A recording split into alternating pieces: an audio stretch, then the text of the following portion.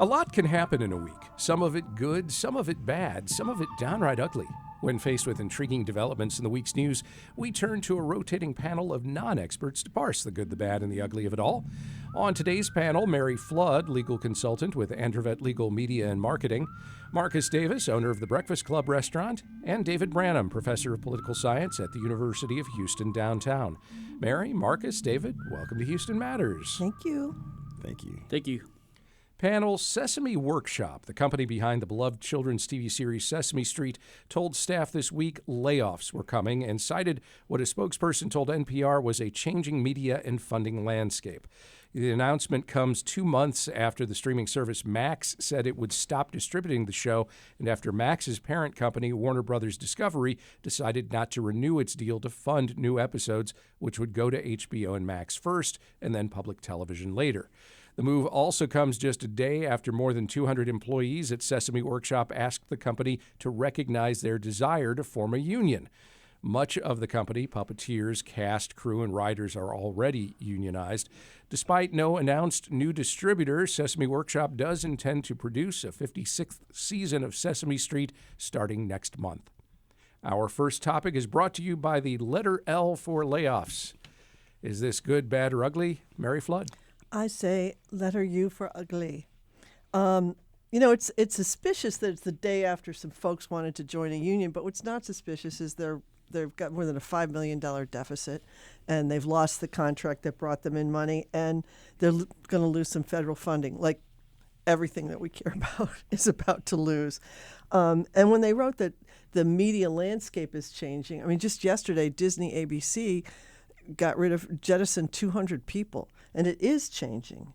I think Oscar the Grouch probably saw this coming, and Count Von Count certainly saw the numbers there. So, those guys were probably prepared, but I don't know, I feel like we're losing ourselves here in the cuts of federal funding and saying that in attacking universities, in losing some of the media and people dropping subscriptions because they don't like something on the opinion page.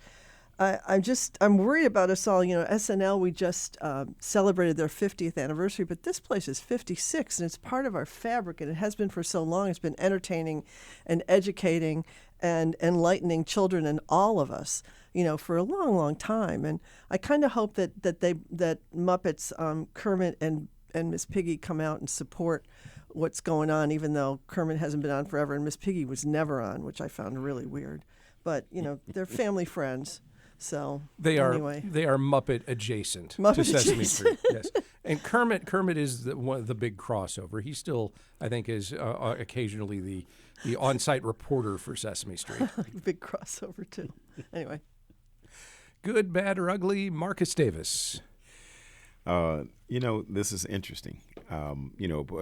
Quite obviously, one, let's just celebrate the idea that this is 50 plus years. The ability to stay relevant, to stay valuable for 50 plus years is a monumental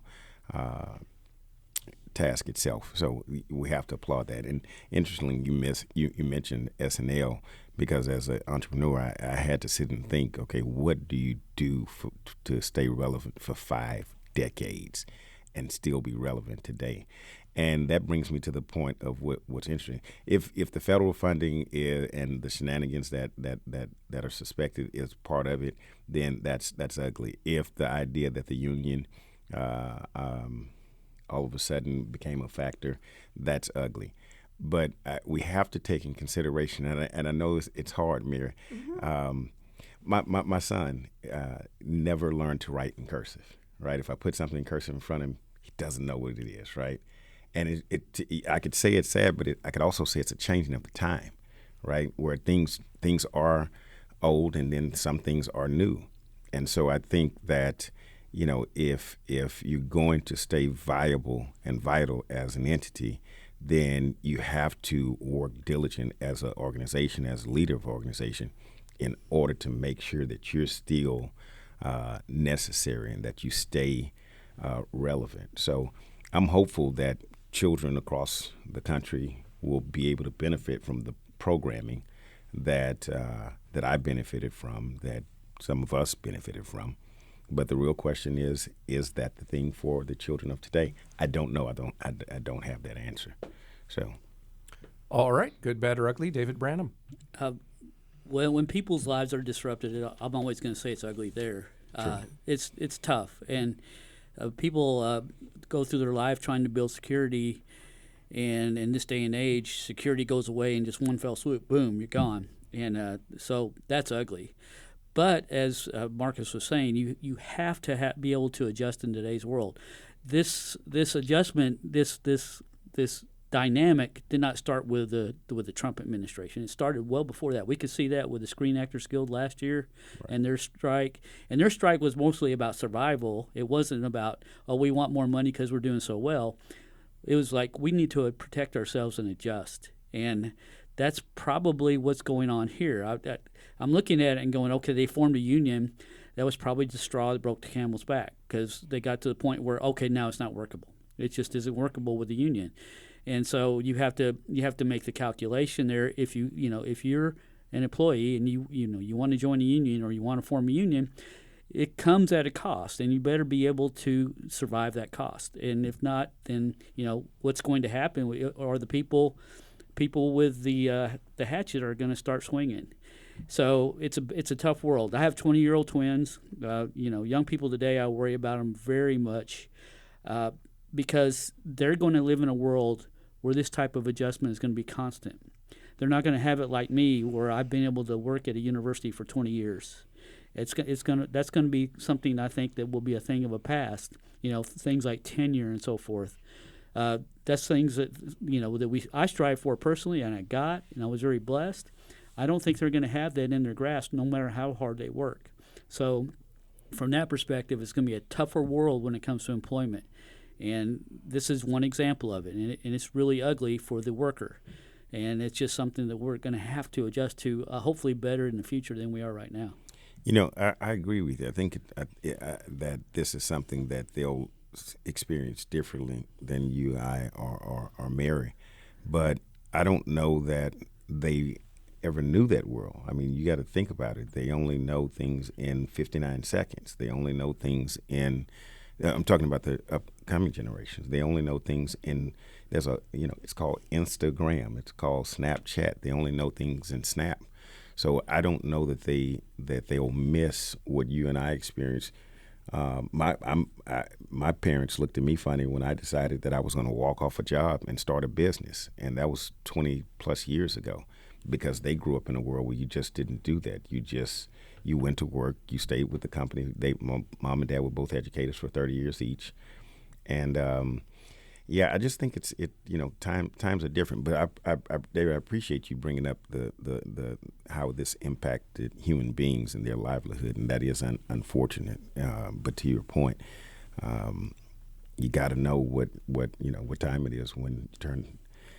The point you're making ties right back, though, to Sesame Street, because that is one of those shows that long before we had social media and shared video clips, they were creating little vignettes that were short in length. That's kind of what the show was a collection of all of these things. And maybe in time they can get better at sharing that with the world through the ways that coming generations are consuming media. Yeah. So we'll get Snuffleupagus on Snapchat. Exactly. And then Exactly. I think he's already on the dating sites. Yeah. So. Because all of our children have that device in front of them, and they learn so quickly to manipulate it and to maneuver through it. And so, yes, entities and organizations have to come to understand that. I mean, you got to think about it. You look at television today, as your opening put, media is different. We didn't 10 years ago. The morning news, the 7 a.m. television news, didn't include a guy sitting in his house with a baseball cap sitting in front of his own microphone, right? You had to be in studio. You had to be present. You had to have a suit. You had to have a tie. It wasn't. It's different. Panel, as we discussed on a recent program, there's been a lot of hand-wringing lately over name changes. what to call the Gulf, the naming, renaming, and renaming again of Mount McKinley, Fort Bragg being renamed and then being called Fort Bragg again, but in honor of a different Bragg. Well, Texas Lieutenant Governor Dan Patrick waded into all the name calling in recent days. Last week, the Lieutenant Governor met with the Texas cattle feeders and cattle raisers and asked them their favorite cut of beef. When many replied New York Strip, he wondered why it's called that, and since Texas leads the nation in heads of cattle, instead of calling it New York Strip, he thinks it should be called Texas Strip. He said last Friday that the Texas Senate would file a resolution to officially change the name here in the state. He's encouraging restaurants and grocery stores statewide to get on board with the idea as a means to help better market Texas beef. Goodbye, New York Strip. Hello, Texas Strip. Is this good, bad, or ugly? Marcus. You know, I'm a foodie. I'm a food guy, and I am a Houstonian, and I am proud that Houston is the culinary capital of the country. I'll say that again. Houston is the culinary capital of the country, just in case you guys didn't know. And so when it comes to something like this may seem, I may not agree with the other renaming of things, but there's no real understanding of why it's called the New York Strip. Right, there's a suggestion of why and a thought as to why. You know, people can trace it back to some urban legends, but or some New York restaurant somewhere along the lines just started calling it that. Yeah, right. It's kind of like the tea that's called English tea actually comes from Africa. Right, pretty interesting. Right? No, really, it does. The English tea is imported from the continent of Africa. So I'm as a Houstonian, as a culinarian, as a person who stands up proud for our city, and as a person who appreciates history. If you don't have a real reason as to why you call it a New York Strip, then doggone it, we are the state capital of the country. Then we should it should be called the Texas Strip. I am in this instance, and probably one of the only times, voting with Dan Patrick. Okay. Good, bad, or ugly, David? Oh, this could be the start of a whole new trend. And probably not. But Yeah, probably not. Probably not. But, I'm not gonna go good. I just, this whole thing of, I don't like this, so I'm gonna change the name.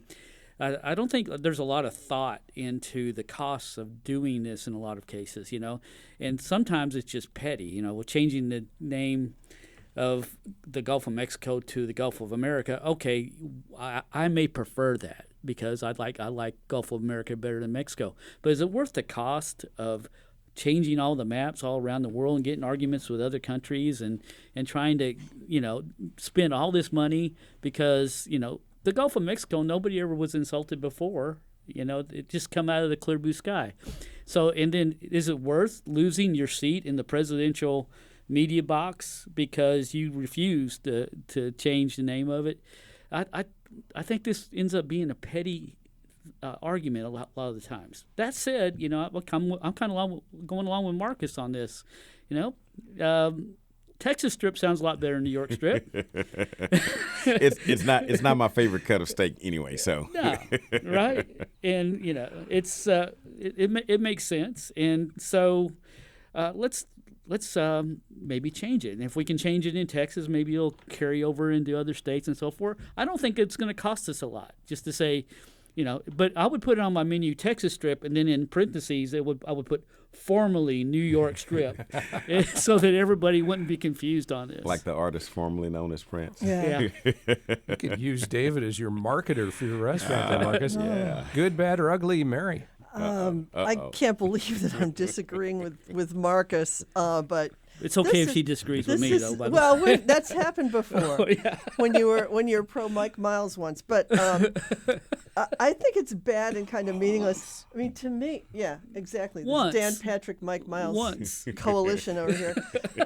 To me, it's a frivolous gesture in a time where we're not really ready for frivolity. One of the things that Patrick said is it's a liberal state, so we shouldn't have it named after that. So can we change California raisins and Vermont cheddar now too? I mean, to me, it's not a time for playing with symbols when the legislature is working so hard right now to dilute the education of the poor and middle class with a voucher system. When they're working so hard to take rights away from women, we've had more sepsis problems with pregnant women this last year because of what they've done with abortion, and you can die of that.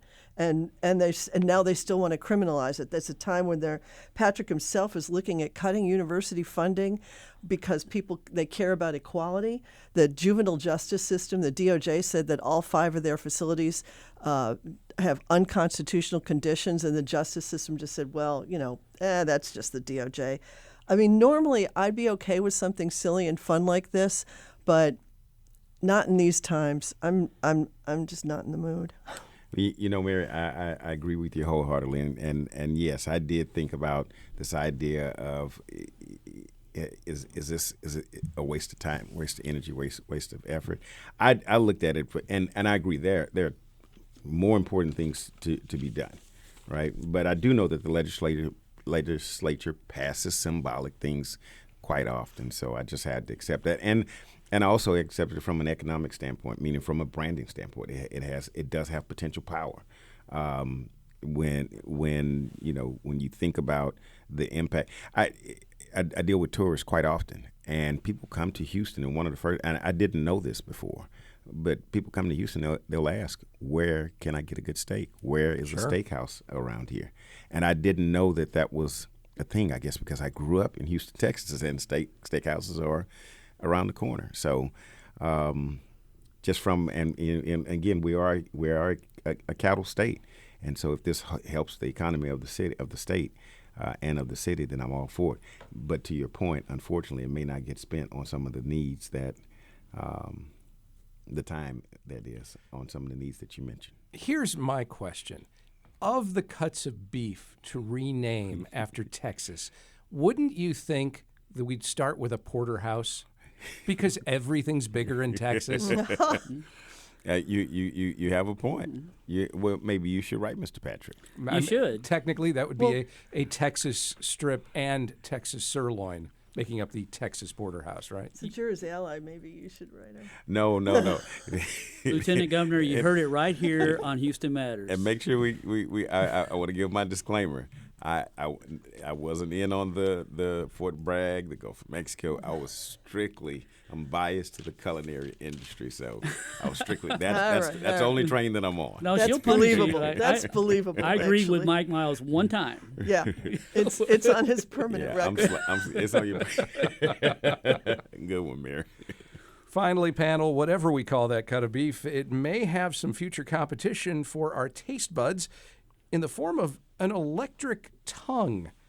Scientists at The Ohio State University have developed a system they call e-taste, which replicates flavors and could be used to recreate them in virtual reality. As Alex Wilkins reported last week in New Scientist, the system uses hydrogels administered into your mouth through a small tube. They contain chemicals that replicate types of flavors. Some are obvious. Salt is sodium chloride, citric acid to add sourness, glucose for sweetness, also magnesium chloride for bitterness, and glutamate for umami. According to Yizhen Jia, one of the scientists, those 5 flavors are already accounting for a very large spectrum of the food we have daily. The system's sensors detect what percentage of each is in a given food and then sends those proportions to the pump, which delivers the hydrogels under your tongue. Volunteers were largely able to recognize replicated flavors for lemonade, cake, fried egg, fish soup, and coffee. Not everyone's impressed, though. Alan Chalmers from the University of Warwick notes the system disregards other senses like smell and how they affect what and how we taste food. Future virtual reality may be able to replicate the taste of food through an electronic tongue. Is this good, bad, or ugly? David. Well, I'm going to say ugly because it's the closest thing to stupid. When I go to the Breakfast Club and I go to the top of the menu and order pork chops and eggs, I'm not doing it because I just want the taste in my mouth. If that was the case, I wouldn't bother.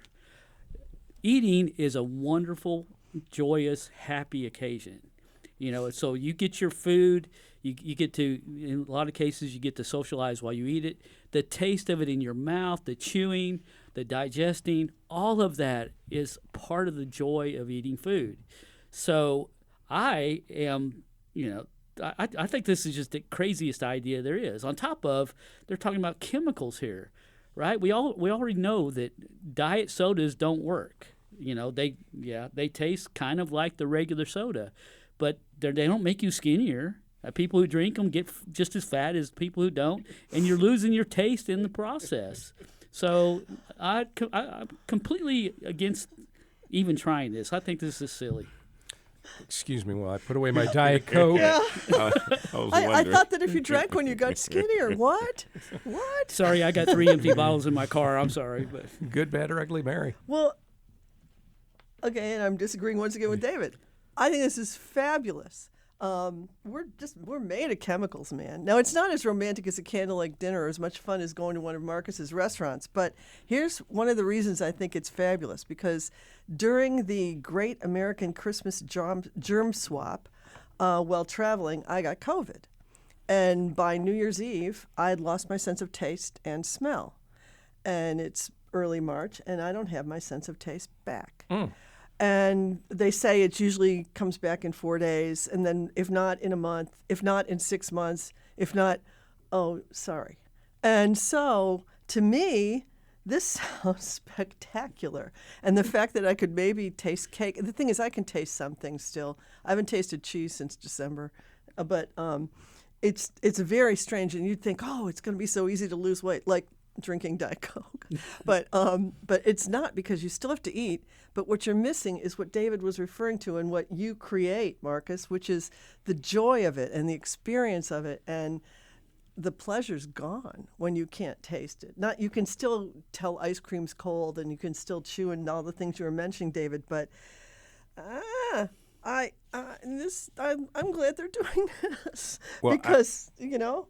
No, I'm curious now, because the scientists said that it alleviates the other senses that we use, which is smell, and I'm just curious as to how that plays a part into your tasting. I've gotten most of my smell back, but I still can't taste a lot of things. Okay. I'm Sorry like to in the hear that. lab now, but they're calling it gustation. I was thinking it would be better like deliciosity or flavoricious, something else. Oh, maybe. you should make that suggestion. Yeah. Those Yeah, were great, Mary. I'll call You got a pair of Ohio State. Those were great. You got a pair of marketing experts here. Yeah. Marcus, good, bad, or ugly? I'm gonna go with W. This is weird. Yeah. It is. Now, look, I will tell you, and I can appreciate what Mary said, particularly being sensitive to her situation. And I can also appreciate David, who apparently knows my menu by heart. I can appreciate him appreciating the experience of dining. And I know that this is really one of those virtual reality things. It's supposed to be where, you put the goggles on and you're on this experiment, and voila, whatever's happening, you can taste it. But to Mary's point, I don't think we should be we told our kids, don't put those chemicals in your mouth, and now we're talking about putting those chemicals in your mouth, even though they come in other forms of food. I think it's really, really weird. I can't see myself putting those tablets under my tongue or wherever they're supposed to go. However it's supposed to be done, it's a little weird for me, and I'm going to stay as far away from it as possible for now. Weird seems fair. Weird is fair.